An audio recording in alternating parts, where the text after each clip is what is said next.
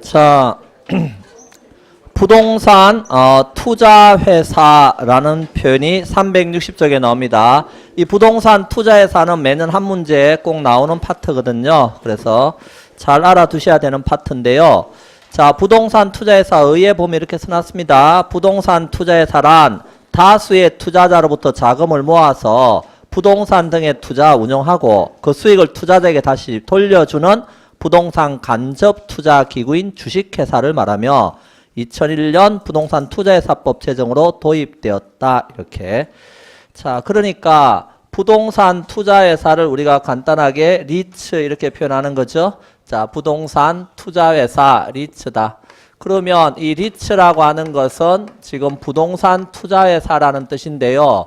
부동산 투자회사니까 어디에 투자하겠어요? 당연히. 그런데 부동산에만 투자하는 건 아니겠죠. 부동산 관련 증권들, 아까 MBS 이런 거 있나요? 이런 거 투자자 중에도 리츠도 있습니다. 그리고 금융기관에다 돈을 예치해 놓을 수도 있습니다. 이렇게 현금으로 예치해 놓을 수도 있고요. 또 부동산 투자회사는 부동산과 관련된 임대차 사업도 할 수 있고요. 또 당연히 부동산 개발 사업도 할 수 있습니다. 그리고 지상권, 임차권 같은 부동산 사용에 관한 권리도요. 취득, 관리, 처분할 수 있고요. 그 다음에 신탁기간이 종료되었을 때 신탁재산의 전부가 수익자에 기속되는 부동산 신탁수익권. 그래서 신탁수익권도 역시 어때요? 취득, 관리, 처분할 수 있다는 겁니다. 자, 그래서 리츠라고 하는 것은 이런 데 투자를 하는 거다 하는 겁니다. 그럼 투자하려면 뭐가 있어야 되죠? 돈이 있어야죠. 그러면 자금을 융통해 가야죠. 그래서 여기에 있는 투자자들에게 자금을 융통합니다. 어떻게 자금을 융통합니까? 뭘 발행해서? 주식을 발행해서. 자, 돈이 모이면 이 돈을 여기 투자하고 여기 투자해서 수익이 생기면 그 수익을 다시 투자자에게 뭐 해준다? 배당해 주는 겁니다. 그래서 수익을 배당해 준다 하는 겁니다. 자, 그러면 이게 뭐 가장 기본적인 리츠인데요. 그 리츠와 관련해서 맨 밑에 보면 다수의 투자자 이렇게 써놨나요? 예, 그래서 여기 뭐 이 리츠라고 하는 게 제일 처음에 1990년대 후반에 IMF 터졌죠? IMF 터지니까 기업들이 뭐는 잔뜩 가지고 있지만 부동산 이런 건 잔뜩 가지고 있지만 뭐가 없어요? 현금이 없는 거요. 그러면 유동성 위험을 겪었겠죠? 현금이 없으니까 현금을 만들어 와야 되겠죠? 그게 유동하잖아요. 현금을 만들어 오기 위해서 이 부동산 팔려고 내놨다고요. 문제는 그 당시 대출금리가 17에 18% 막 이랬다고요. 지금은 생각할 수도 없는 금리인가요? 근데 요랬다고 그 당시는. 그러니 요 정도 대출을 받아서 부동산 100억짜리 사라 그러니까 살 사람이 없는 거예요. 그래서 어떻게 하면 팔리지 그 생각을 한 거죠. 어떻게 하면 팔린다는 거요. 요게 100억짜리면 100억짜리는 100억 가지고 있는 투자자는 없지만 요 100억을 어떻게 하면 되는 거요. 5천원짜리 주식으로 만들어서 200만 주 발행하면 얼마다? 100억이에요. 계산을 해보시던가. 자, 그래서 그러면요. 그러면 이때 투자자가 어때요? 100억은 없지만 5천원 있다 이러면서 어때요? 주식 살 수 있죠?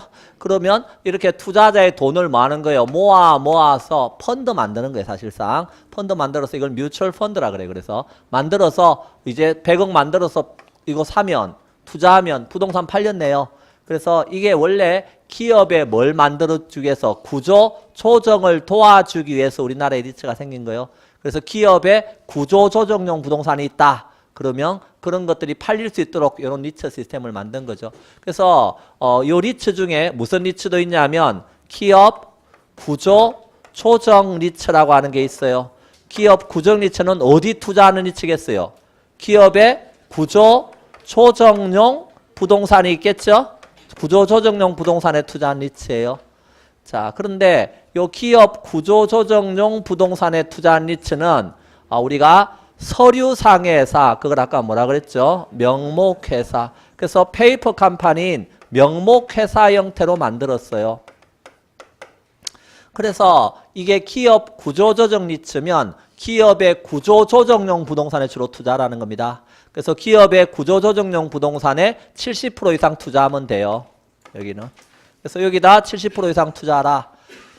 그러면 여기서 수익이 생길 거 아니에요? 그러면 그 수익을 이제 배당해 주면 되겠네요. 근데 원래 이게 부동산 투자 예산은 우리나라는 주식회사 형태로 만들도록 해놨다고요. 주식회사니까 회사잖아요.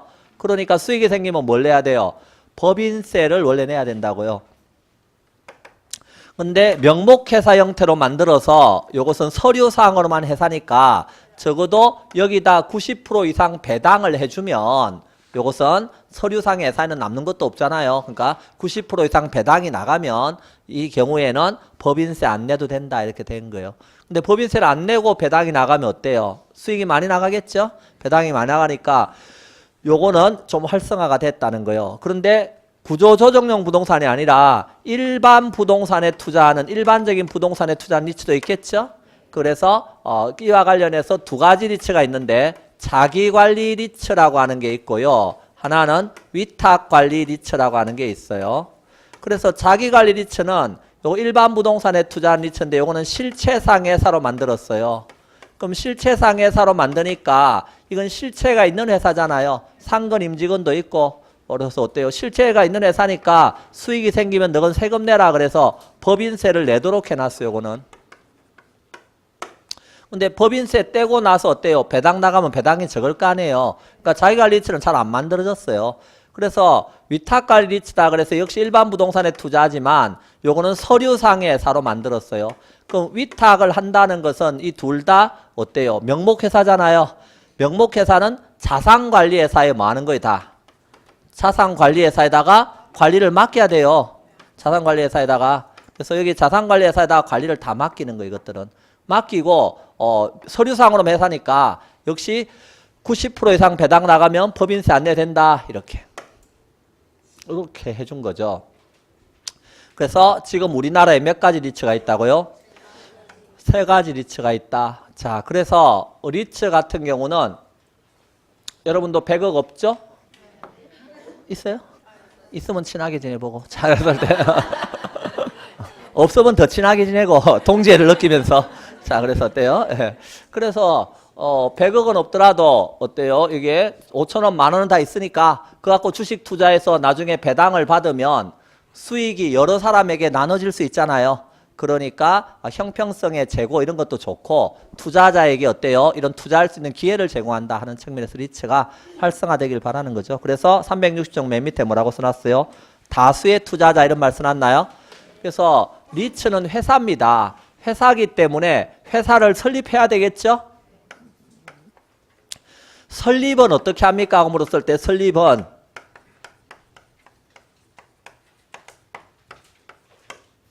발기 설립 방식으로 합니다.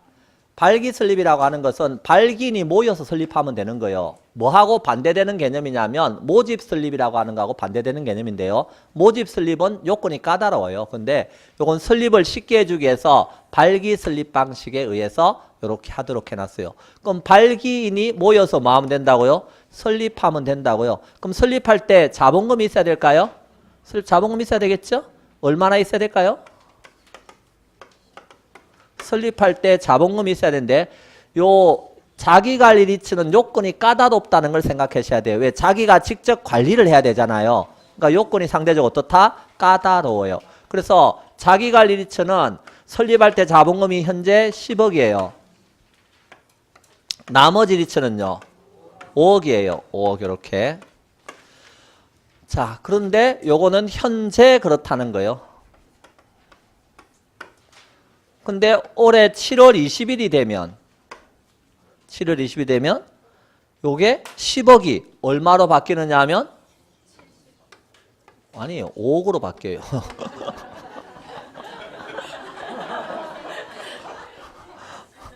괜찮아요. 어쩌다가 이렇게 한번 했는데 틀렸다 그러면요. 본인은 기억이 오래 남아요. 그래서 안 까먹어요. 그러니까 남들은 까먹어요. 다음 주 되면. 예, 그런데 본인은 안 까먹잖아요. 그게 좋은 거예요. 근데 나머지 리츠는 얼마로 바뀐다? 3억으로 바뀌어요. 그러면 우리는 10억이라고 알아야 돼요? 5억이라고 알아야 돼요? 지금 현재는 10억이라고 알아도 해야 된다니까요. 근데 우리 시험 공고일이 7월 27일이라 그랬죠? 얘가 7월 27일 전이잖아요. 그 전에 시행이 된다는 거예요. 그렇기 때문에 앞으로는 요렇게 알아두셔야 된다는 거예요. 5억, 3억, 3억. 실제 시험장 가서는 이해됐나요? 예. 그래서 요렇게 알아두셔야 됩니다. 그래서 설립할 때는 현물 출자라고 하는 건 안 돼요. 현물 출자가 뭐죠? 이게 주식회사니까 주식을 발행하겠죠. 그래서 발기인들이 그 발기 설립할 때 주식을 이제 배당받을 때 요 현금이 아니라 부동산이나 이런 걸로 출자하면 되냐고요? 안 된다는 거예요. 그래서 설립할 때는 현물 출자 된다 안 된다? 안 됩니다. 이렇게. 자, 그리고 설립은 쉽게 해놨지만 리츠라고 하는 게 투자자의 돈을 끌어들여서 뭐 하는 거예요? 투자해서 수익을 배당해 주는데 잘못하면 투자자에게 손해가 가기도 하나요? 저기 주가가 떨어질 수 있죠. 그럼 손해가 생길 수 있잖아요. 그래서 여기에서 손해가 생기면 안 되니까 영업할 때는 원칙적으로 인가받아라 그랬어요. 그래서 영업 인가거든요. 물론 지금 7월부터 예외적으로 등록도 됩니다. 이제 3호 리츠 같은 경우는 등록도 돼요.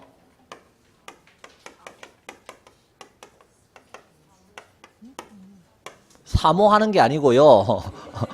3호는 공모의 반대가 3호예요. 그래서 영업인가 받고 나서 6개월이 지났다 그러면 최저자본금이 있죠?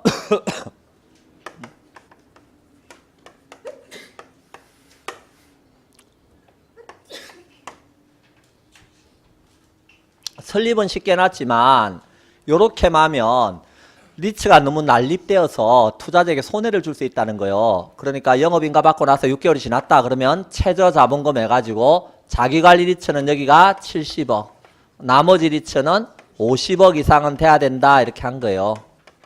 이해됐나요? 예. 자, 그래서 이제 그렇게 돼야 된다 하는 거 알아두시고 이 최저자본금을 확보한 후에는요. 후에는 현물 출자가 자율화되었습니다. 현물 출자가 자율화되었다는 것은 이제 주식을 발행할 때 얼마든지 뭐로 할 수 있다는 거요. 부동산이나 이런 걸로 주식 살 수도 있다는 거요. 이해됐나요? 설립할 때는 안 되지만 이렇게 그래서 자율화되었다 이렇게 알아두시고 그 다음에 여기 보시면 1인당 주식 보유 한도라고 하는 게 있어요. 한 사람이 너무 많이 가지고 있으면 어떻게 될 수 있어요? 주식 한 사람이 너무 많이 가지고 있으면 개인 회사처럼 될 거 아니에요. 그러니까 1인당 주식 보유 한도 해가지고 좀 어때요? 규제를 하겠다는 겁니다. 그럼 얼마나 가지고 있어야 되는데 그랬더니 자기관리 리츠는 몇 프로를 넘어가면 안 된다고요? 발행주 총수의 30% 넘어가면 안 돼 이렇게 된 거예요. 그리고 여기 위탁관리 리츠는 얘보다는 좀 규제를 완화해서 얼마? 40% 넘어가면 안 돼 이렇게 된 거고요. 여기 기업 구조조정 리츠는 여러 가지 특혜를 많이 주거든요. 기업 구조조정 리츠는 기업의 구조조정을 도와줘야 되니까 그 특혜 중에 뭐가 있느냐 하면 1인당 주식 보유 한도에 제한이 없어요. 제한이 없다는 것은 한 사람이 뭐 해야 된다고요? 많이 가져도 된다고요. 이해됐나요? 그랬더니 그러면 30% 미만으로 가지고 있으라 그랬더니 5명이서 어때요? 그래 그러면 우리가 4명이서 어때요? 25%씩 이렇게 갖고 있자? 요러면요. 요것도 어때요? 요것도 일종의 과점이 되잖아요. 담합할 수 있잖아요. 그러니까 뭐 했느냐 하면 저 일반 청약에 제공해라. 즉 주식을 누구에게? 여기 일반 투자자들 있죠? 투자자에게 주식을 일반 청약에 제공하라. 이걸 공모라 그래요. 일반 청약에 제공하라. 얼마 이상? 발행주 총수의 30% 이상은 일반 청약에 제공하라. 이렇게. 그것을 뭐라 그런다고요? 공모. 그래서 여기 공모하라는 거요. 그래서 일반 청약에 제공하라. 얼마 이상을요? 30% 이상을 30% 이상을. 근데 여기는 아까 뭐라 그랬어요? 1인당 주식 보유한데 제한이 없으니까 한 사람이 많이 가지고 있어도 되죠. 그러니까 여기는 공모가 의무가 아니에요. 그러니까 공모를 안 해도 된다 하는 거예요. 이해됐나요? 그래서 여기는 공모 안 해도 된다 하는 겁니다. 그러니까 자기들끼리 주식 나눠 가질 수도 있는 거 여기는. 이것도 특혜가 되겠죠? 예. 그런데 여기에 보면 지금 30% 이상 어디에 제공하라고요? 일반 청약에 제공하라 그랬죠? 근데 예외가 있어요. 예외. 어떤 경우냐 하면 만약에 요 투자자 중에 국민연금관리공단 이런 데 있나요? 그럼 연기금 있잖아요. 그럼 연기금 이런 데서 30% 이상의 주식을 이렇게 인수했어요. 지금 투자자 중에.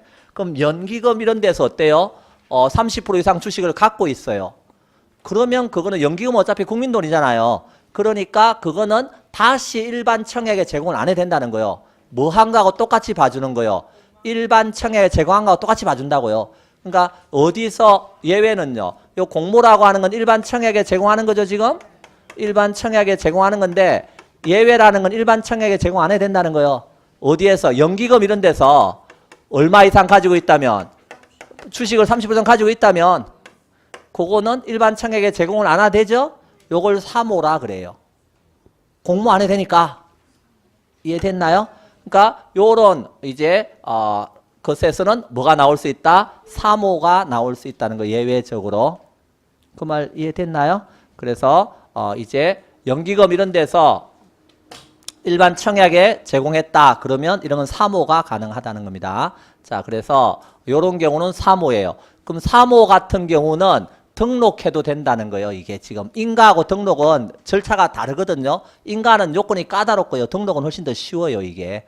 그래서 연기금 이런 데 산다면 일반 청약이 안 해도 되고 그런 것들은 공모하는 게 아니니까 이제 저 일반 투자자에게 피해를 안 줄 수 있잖아요. 그러니까 그런 것들은 등록해서 할 수 있다는 겁니다. 자, 우리는 여기에서 일단 뭘 알아두라고요? 일반 청약에 제공해야 되지만 예외는 있을 수 있다. 근데 여기는 애당초부터 뭐 안 해야 돼요? 공모 안 하고 뭐 해도 된다고요? 사모해야 된다고. 자기들이 마음대로 주식 나눠 가지고 된다고. 여기는 특혜다. 자, 그렇게 알아두시고요. 자, 그 다음에 부동산 무슨 회사라 그랬어요? 투자회사라고 써놨죠. 투자회사입니다. 부동산 투기회사 아니죠. 그러니까 여기 부동산을 취득했다 그러면 투기는 샀다 팔았다 이런 거니까 좀 갖고 있으라 그럴 수 있나요? 그래서 야, 너 최소한 몇 년 이상은 갖고 있으라? 1년. 그래서 우리나라 국내에 있는 것은 1년은 갖고 있으라. 주택이든 비주택이든 1년은 갖고 있으라. 이렇게 돼 있어요. 법에 보면 5년 이내의 범위 내에서 대통령령이 정하는 기간 동안 보유하라 이렇게 돼 있는데 대통령령에 가보니까 국내에 있는 건 1년은 갖고 있으라 이렇게 돼 있어요.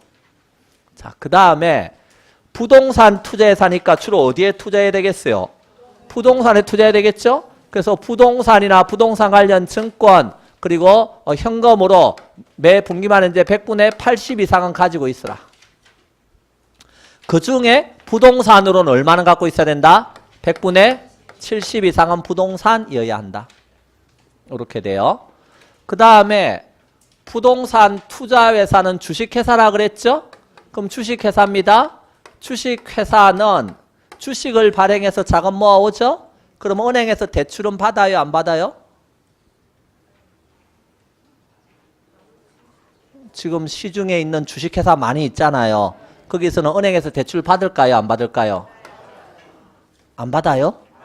받을걸요 아마? 회사마다 다 부채비율 다 있잖아요. 이해됐나요? 당연히 받습니다. 그러니까 차입이라든가 사채도 된다고요. 사채는 사채업자한테 돈 빌리는 게 아니고 회사채를 말하는 거예요. 회사채. 회사채는 부채죠. 아까 채권이라 그랬잖아요. 그래서 이렇게 해서 부채도 된다고요. 얼마 범위 내에서? 자기 자본의 2배 범위 내에서인데 주주총회의 특별기관에서 몇 배까지? 10배까지도 됩니다.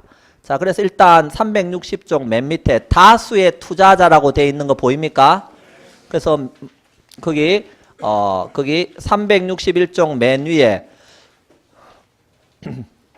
영업인가 받고 나서 1년 6개월 이내에 발행하는 주식총수의 100분의 30 이상을 일반 청약에 제공해야 된다 이런 말이 있나요? 아까 일반 청약에 제공하는 게 공모라 그랬죠? 일반 청약에 제공했는데 얼마 이상? 30% 이상. 근데 기업 구정리처는 제한이 있다 없다? 없다. 적용하지 않는다고 써놨죠? 그 다음에 그 1년 6개월 이내라고 써놨나요? 영업인가 받고 나서 1년 6개월이 아니라 지금 현재 2년으로 바뀌었습니다. 그래서 1년 6개월을 뭐로 바꿔주세요? 2년 이내 이렇게 바꿔주세요. 어디에 투자라고요? 부동산 등에 투자라고 써놨죠. 그때 보면 이제 매 분기말인데 총자산의 100분의 80 이상을 뭐로 가지고 있으라고요? 부동산 관련 증권 그리고 뭐로 가지고 있으라? 현금으로 구성해야 됩니다. 그 중에 총자산의 100분의 70 이상은 뭐야 된다? 부동산이어야 합니다. 근데 다섯째 줄에 다만 이런 말 써놨나요? 다만 기업 구조정리치는 적용하지 않는다 이런 말 써놨죠? 그 말은 기업 구조정리치는 증권 이런 거 가지고 있을 필요가 없다고요. 기업의 구조조정을 돕기 위한 거니까 부동산 기업의 구조조정용 부동산으로 몇 프로 이상 가지고 있으면 된다? 70% 이상 가지고 있으면 된다. 그렇게 알아달라는 거예요. 자, 투자자에게 배당해 주죠. 얼마 배당 나간다고요? 이익 배당 한도의 100분의 90 이상을 주주에게 배당해야 된다 이렇게 돼 있죠. 근데 셋째 줄에 뭐라고 써놨어요? 자기관리리츠는 얼마 이상 배당 나가면 된다고요? 100분의 50 이상을 배당해야 된다. 그런 말 보이나요? 100분의 50. 왜 그렇죠? 요게 자기관리리츠는 보세요. 실체상에서 법인세 떼잖아요. 그럼 세금 다 떼요. 그리고 배당도 90% 이상 다 줘야 돼요. 그럼 자기가 관리해야 되는데 남는 게 없잖아요. 그 말이 이해됐나요? 그래서 이게 안 만들어진 거예요. 그래서 계속 불평을 한 거예요. 우리는 남는 것도 하나도 없고 다 배당 주고 세금 다 내고 우리는 뭐냐 이렇게. 그래서 어때요? 그럼 배당은 100분의 50만 이렇게 이상만 줘도 된다 이렇게 한시적으로 지금 그렇게 만들어준 거예요. 이해됐죠? 그래서 원래는 100분의 얼마 이상 나가야 되는데 90 이상 나가야 되는데 자기가 리치는 얼마? 100분의 50. 자, 그 다음에 주식회사 형태로 만든다 그랬죠? 그래서 이건 주식회사니까 부동산 투자회사법에 특별히 정한 경우 제외하고는 뭐에 적용을 받는다? 상법에 적용을 받습니다. 자, 뒤로 넘깁니다. 자, 363쪽입니다. 적어도 요 세 가지 리츠에 대해서 개념을 물어보는 거는 아주 자주 나왔어요. 그러니까 역시 알아두셔야 되겠습니다. 자, 363쪽 1번 자기관리 부동산 투자회사입니다. 자기관리 부동산 투자회사란 영속적이며 실체가 있는 부동산 투자회사다. 그게 실체형 리츠라 그랬죠. 자산운용 전문인력을 포함한 임직원을 상건으로 두고요. 자산을 투자 운용을 직접 수행하는 회사입니다. 그래서 자산운용 전문인력은 영업인가 받을 때 3명 이상, 영업인가 받고 나서 6개월이 지났다 그러면 5명 이상 확보해야 된다. 그러니까 자기관리 리츠니까 자기가 직접 관리를 해야 되죠. 그러니까 상건 뭐가 있어야 된다고요? 상건 임직원이 있어야 된다고요. 그때 자산운용료 전문인력은 영업인가 받을 때 몇 명 이상 있어야 된다고요? 3명. 영업인가 받고 나서 6개월이 지났다 그러면 그렇게 알아달라는 거예요. 그 다음에 위탁관리 리츠는 실체가 없는 무슨 회사라고요? 명목회사라 그랬죠? 그러니까 서류상의 본점 외에 지점 이런 거 설치할 수 없고요. 직원을 고용하거나 상권임을 둘 수 없어요. 그러면 자산의 투자 운영은 어디에다 맡기세요? 자산관리회사에 맡기세요. 맨 밑에 기업 구정 리츠 다 설명했습니다. 어디에 투자하는 리츠라 그랬어요? 기업의 구조조정용 부동산에 주로 투자하는 겁니다. 맨 밑에 그런 말 써놨죠? 근데 이것도 서류상의 회사니까 명목회사니까 본점에 지점 설치할 수 없고 직원 고용하거나 상권 임직원 둘 수가 없다. 자산관리는 어디에 맡겨라? 자산관리회사에 맡겨라. 넘어갑니다. 자, 365쪽 맨 밑에 부동산 투자회사법 나오나요? 예, 그 내용을 하나씩 보려고 하는 겁니다. 뒤로 넘겨서 366쪽은 세 가지 리츠가 있다는 거 이야기하고 있죠? 그냥 가볍게 읽어보시면 되고요. 자, 367쪽 갑니다. 법인 기억봅니다. 자, 부동산 투자회사는 무슨 회사라 그랬어요? 주식회사입니다. 그러니까 이 법에서 특별히 정한 것 빼고는 다 어떤 법에 적용을 받는다? 상법. 3번에 부동산 투자회사는 그 상호에 부동산 투자회사라는 명칭 써야 합니다. 자, 설립 및 영업인가? 자, 그 설립할 때 동그라미 1번 발기 설립이라는 거 보입니까?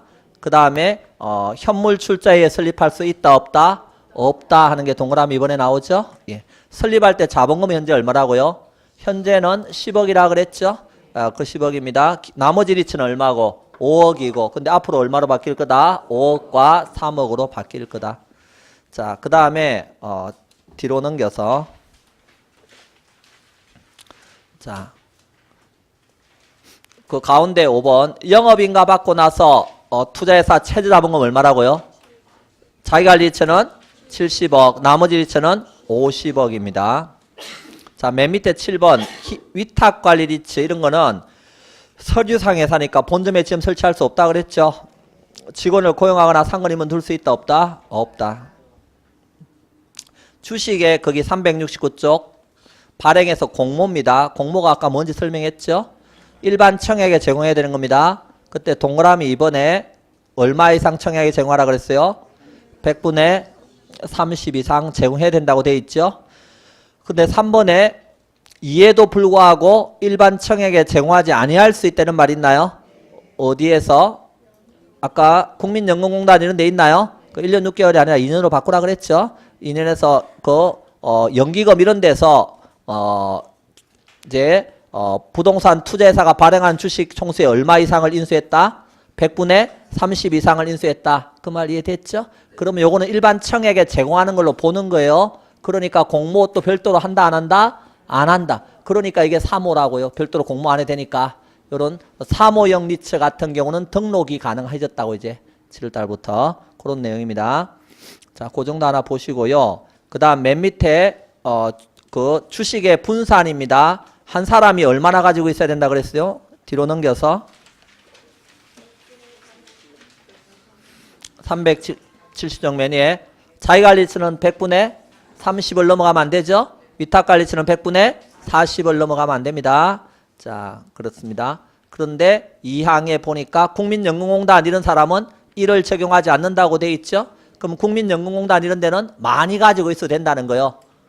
많이 가지고 있어도 된다. 그런 겁니다. 자, 그렇게 알아두시고요. 그 다음에 이제 거기서 뭐는 또 적용이 안 되죠, 이거? 기업 구조증리처는 1인당 주식 보유한 데 제한이 없다 그랬죠. 네, 그래서 그렇게 알아달라 그랬습니다. 예. 자, 그 다음에 거기 현물 출자 이야기인데요. 그 현물 출자에서 동그라미 1번에 보면 부동산 투자회사는 영업인가를 받고 최저자본금 이상을 갖추기 전에는 현물 출자를 받는 방식으로 신주를 발행할 수가 없다 이렇게 써놨잖아요. 그 말이 무슨 뜻이죠? 부동산 투자회사가 영업인가를 받고 뭘 갖추었다면 최저자본금을 갖추었다면 그 후에는 어떻다는 거요? 마음대로 해야 된다는 거요. 그 전에는 안 되니까 그 이후에는 얼마든지 할 수 있다는 거요. 현물 출자를 받는 방식 신주를 발행할 수 있다는 뜻입니다. 그 최저자본금 이상을 갖추기 전에는 안 된다는 말은 다르게 말하면 갖춘 후에는 얼마든지 현물 출자를 받는 방식으로 신주를 발행할 수 있다는 거요. 자, 그렇게 알아달라는 겁니다.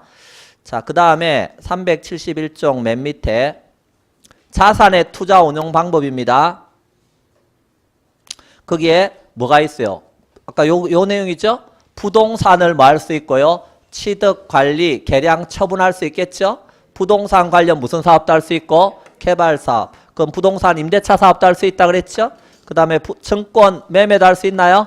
증권 매매도 할 수 있죠? 금융기관에다 현금을 예치할 수도 있다 그랬죠?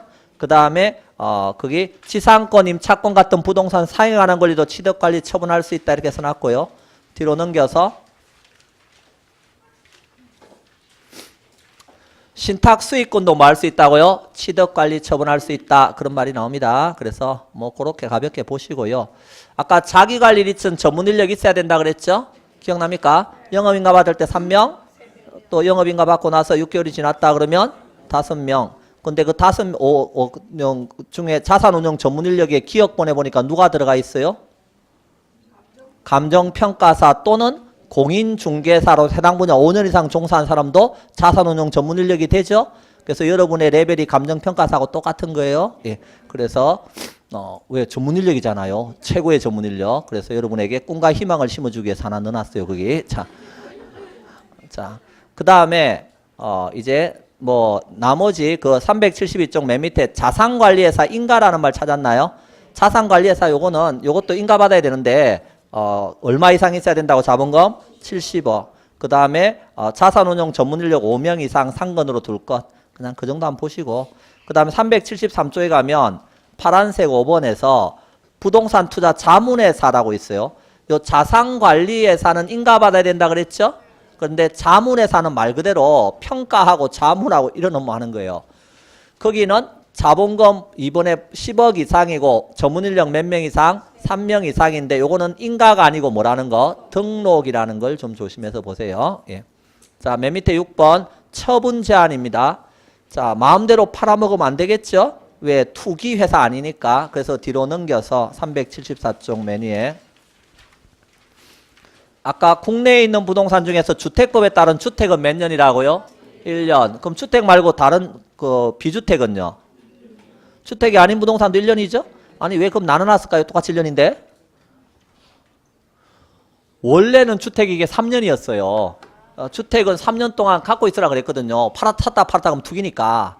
그런데 주택 거래를 활성화하기 위해서 그것도 1년으로 줄여버린 거예요. 그러니까 둘 다 같아져 버렸지 뭐. 이해됐나요? 예. 근데 국외에 있는 건 정관에 정하는 기간, 그 말은 정관에 특별한 게 정한 게 없으면 당신이 알아서 하세요. 그 소리예요. 예. 자, 7번 자산의 구성입니다. 다 설명했는데요. 거기 1번에 매 분기만 이제 총자산의 100분의 80 이상은 뭐로 가지고 있으라고요?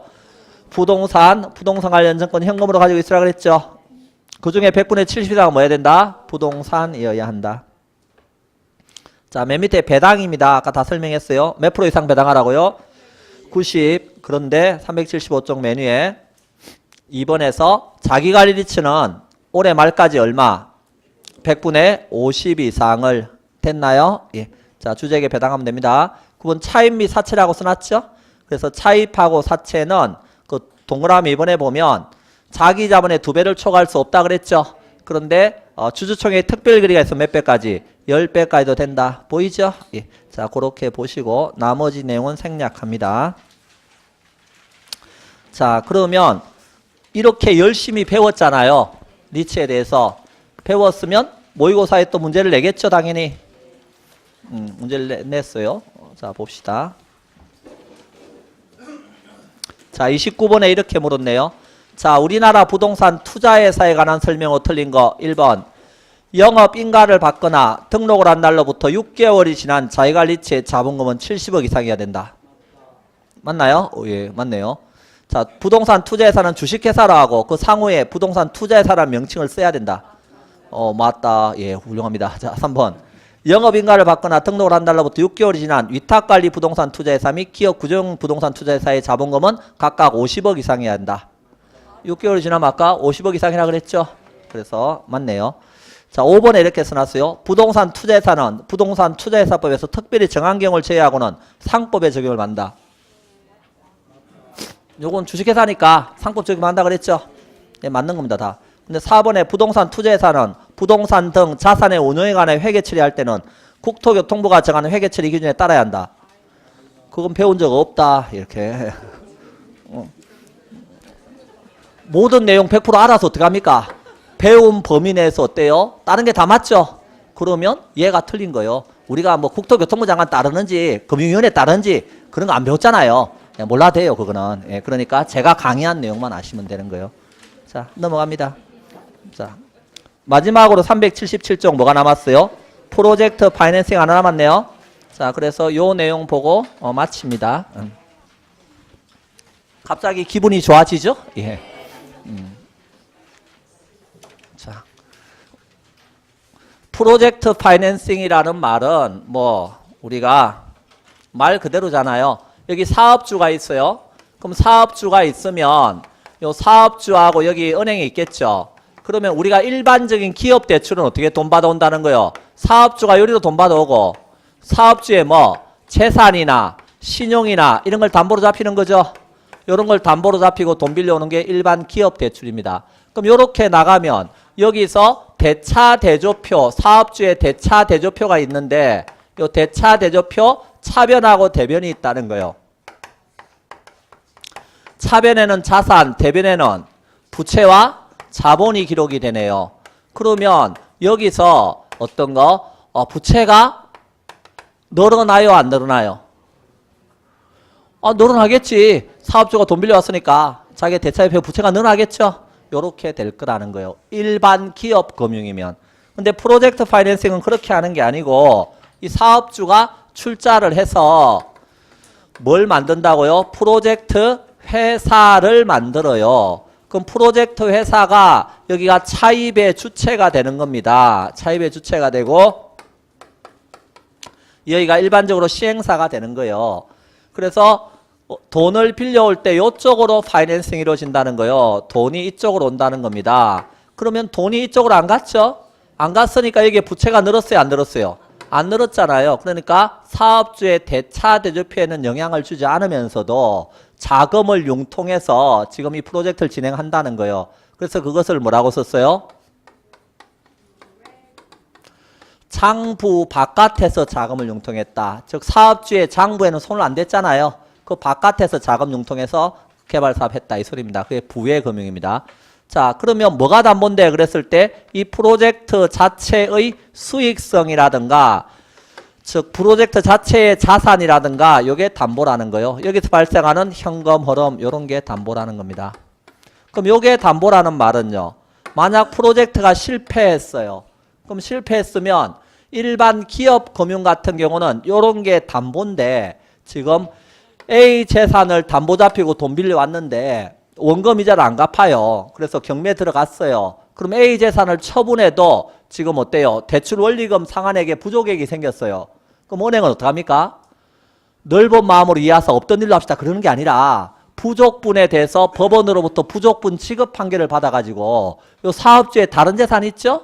여기다 또 압류 들어가고 이렇게 한다는 거예요. 요런 걸 소구금융이라 그래, 소금융. 그런데 이 프로젝트 파이낸싱은 우리가 무슨 금융이라고 쓴다? 비소구라고 쓰는 거예요. 그 말은 담보가 돼 있는 부동산 범위 내에서만 상환을 청구하는 거지 다른 재산에 쫓아가거나 사업주한테 쫓아가서 사옥 팔아라 이런 말 할 수가 없다는 뜻이에요. 그래서 시험은 특히 뭐 PF는 비소구다 하는 거를 여러 번 물어봤어요. 자, 그러면 이럴 경우 위험이 낮아요, 높아요? 위험이 높잖아요. 위험이 높죠? 그래서 사업이 대출 금리라든가 수수료 이런 것도 어때요? 높은 게 일반적이라는 겁니다. 금리나 수수료 높아요. 그래서 일반 대출은 3, 4%면 되지만 요거는 기본이 7, 8%예요. PF 대출 같은 경우는. 자, 그랬을 때 여기서 이제 프로젝트 회사가 시행사가 돼서 프로젝트를 진행을 합니다. 뭐 어떤 프로젝트? 아파트 하나 짓자 이런 프로젝트가 있다고 쳐봐요. 그럼 아파트 하나 지으려면 이게 뭐가 있어야 돼요? 시공사가 있어야 되겠죠? 그럼 시공사에게 가서 우리 토지 확보했으니까 토지 있으니까 당신의 브랜드 달고 이 아파트 짓자 이렇게 같이. 그랬더니 시공사가 검토해보고 나서 좋다 이래 됐어요. 그럼 좋다 그러면 지으려면 뭐가 있어야 돼요? 돈이 있어야 될 거 아니에요? 돈은 어디 있어요? 여기 있잖아요.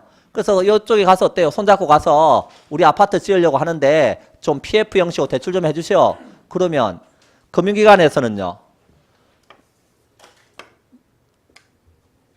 우리나라 금융기관 같은 경우에 여러분 한번 생각해 보라고요. 미래의 수익성 이것만 믿고 대출 해줄까요? 이것만 담보하고 대출 해줄까요? 안 하고 위험을 막기 위해서 분산시키기 위해서 다양한 조치들을 취할까요? 다양한 조치들을 취합니다. 그래서 가장 대표적으로 여기 에스크로우 카운트다 그래서 결제 위탁 계정을 만들어서 이제 돈이 나갈 때 요 계정을 통해서 돈이 나가도록 하는 거예요. 그러면 돈이 나간 후에도 돈의 흐름을 알 수가 있는 거죠. 일반 기업 금융에 돈 나가면요. 그 다음 사업주가 돈 어떻게 쓰는지 전혀 알 수가 없잖아요. 근데 여기는 이런 계정을 통해 자금이 집행되기 때문에 사후관리 이런 게 될 수 있다는 거예요. 이런 걸 통해서 사후관리 이런 것도 하고 그 다음에 그 위험을 분산시키기 위해서 저기 시공사에게 책임 준공 의무 이런 걸 부과해요. 야, 너가 아파트 저거 책임지고 너가 끝까지 지어줘야 된다. 만약 안 지으면 돈 안 줄 거야 이렇게. 책임 준공 의무 이런 거 부과하고 만약에 저 시행사나 시공사가 파산할 수도 있잖아요. 그러면 시공권이라든가 이런 사업권을 뭐 하겠다? 포기하겠다는 각서도 받아둬요. 이런 것도 받아두고 또 세 번째 저 시공사의 신용도가 시행사보다 더 좋아요. 그러니까 시공사한테 어때요? 각종 직업 보정이라든가 이런 것도 요구해요. 이런 것도 시공사에게 직업 보정 이런 것도 요구하고 또 네 번째 저기 프로젝트 회사는 지금 토지 가지고 있죠? 그럼 토지도 뭐 하라 그러냐면 신탁하라 그래요. 토지를 신탁하게 되면 신탁하면 신탁 수익권이 나오겠죠? 그 신탁 수익권에 대해서 은행에서 또 질권 설정해요. 질권 설정한다는 건 사람을 담보 잡는 걸 인질이라 그러죠. 이런 권리라든가 이런 걸 담보 잡는 걸 질권이라 그래요. 이런 걸 또 담보 잡아둔다 이 소리예요. 이렇게 설정하고 야 시행사 시공사 너거 어때요? 시행사 너거 출자 비중을 좀 높여라. 은행 돈만 쓰지 말고 너거 돈도 좀 높여라. 이렇게 해서 다양한 조치들을 취해서 위험을 뭐한다? 분산시키기 위해서 노력을 하는 거예요. 그 말 이해됐나요? 그래서 PF라 그래서 전혀 위험 분산하기 위한 노력을 안 하는 게 아니죠. 이렇게 다양한 조치들을 통해서 위험 분산시키기 위해서 노력을 합니다. 자, 그래서 요런 내용에 대해서 좀 알아달라는 겁니다. 자, 그래서 379쪽에 가면 박스에 프로젝트 파이낸싱하고 일반 기업 금융 비교해놨죠? 자, 그거 한번 보겠습니다. 1번 차주, PF는 돈 빌리는 쪽이 어디라고요? 프로젝트 회사. 여기가 차입의 주체라 그랬습니다. 차주가 되는 겁니다. 일반 기업 금융은요, 사업주가 되겠죠. 담보는 프로젝트의 현금 흐름이나 요 프로젝트의 어떤 거? 자산. 요게 담보입니다. 근데 일반 기업 금융은 사업주 전체 자산이나 신용이 담보다. 왜 그렇죠? 소구 금융이니까 다른 재산에 남녀 들어갈 수 있다 그랬죠.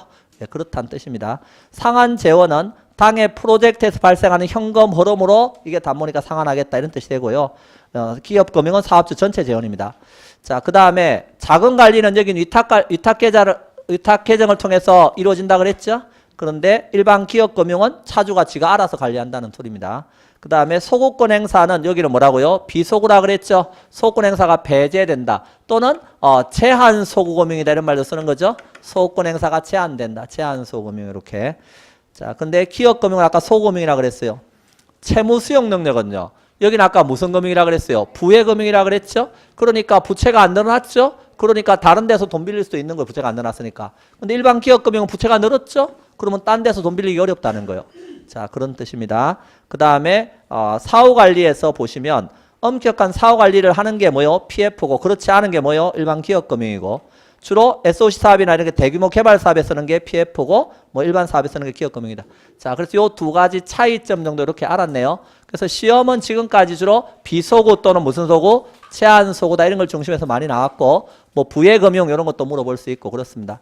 그러면 요 정도 배웠다 그러면 모의고사에서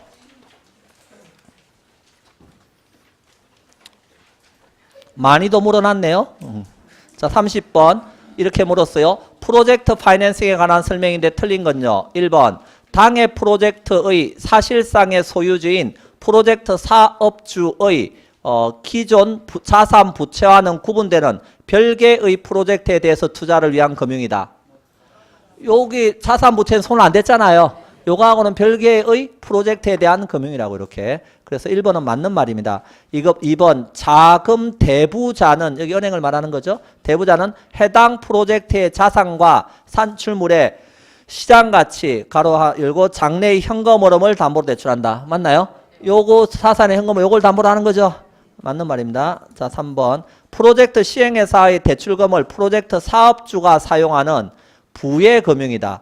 프로젝트 시행회사의 대출금을 프로젝트 사업주가 사용하는 부예금융이다. 그러니까 프로젝트 시행사역에 대출이 요리 나가잖아요. 그렇지만 사실상 사업주 입장에서는요. 장부에는 손을 대지 않고 자금 융통해서 이 돈 쓰고 있는 거죠. 그래서 부예금융이다. 사업주 입장에서. 맞는 말이 되겠습니다. 자, 5번 상한 청구권의 독립성이 인정되는 비소구 또는 제한적 소금융이다. 그래서 비소구 또는 뭐라고요? 제한 소금융이다. 자, 5번 장래의 현금 흐름만을 담보로 하니까 위험이 분산되는 효과는 없다. 위험을 분산시키기 위해서 다양한 조치들을 취해 놓는다니까 이렇게. 그래서 이해됐나요? 예. 없다 그러면 5번이 그래도 틀린 거죠. 위험 분산 효과도 있을 수 있습니다. 예. 자, 그래서 요 답은 5번입니다. 그래서 결론이 뭐냐 하면 항상 배운 범위 내에서 문제가 나오는 거고요. 여러분은 그거에 대해서 확신을 가지면 돼요. 그리고 요 제가 강의하는 내용들이 다 포인트들이니까 그걸 바탕으로 해서 공부하시면 되고 어떤 분이 그렇게 묻더라고요. 요약집 그것만 봐도 합격합니까? 그래서 그걸 말이라고 물어봅니까? 그럼 그거 합격하라고 만들어놨지. 그러니까 그것만 봐도 100% 합격합니다. 예, 그런데 아무 문제가 없어요. 다만 가외성이라고 하는 게 있어요. 가외 생장에 배우면 그 보충성인데 그게 뭐냐 하면 제가 뭐 주택연금 이런 거 이야기하면서도 뭐 주변 쓸데없는 이야기도 막 하고 하죠. 왜 그런 것들이 기억을 떠올려 주는 거예요. 그 내용에 대해서. 그 보충성이 요약집에는 없잖아요. 내용 자체로는 충분한데 그것만 읽고 지나가 버리면 남는 게 없는 거예요.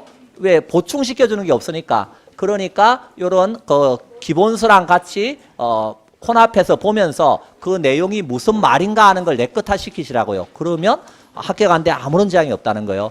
자, 그래서 오늘 강의 여기까지 하고 마치겠습니다. 자, 수고 많으셨습니다.